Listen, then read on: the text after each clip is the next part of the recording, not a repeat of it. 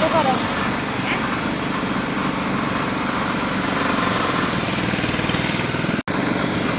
Hello guys, મેં કઈ જગ્યાએ છું તમને ખબર છે? હું ગણદેવીમાં આવી ગઈ છું અને જાઉં છું ચીખલી. ચીખલીથી રાતે જઈશું દેવતા.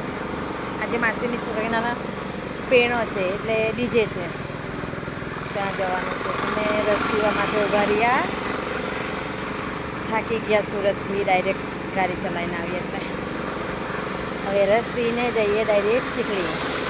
કોણ કોણ રસ પીવાનું?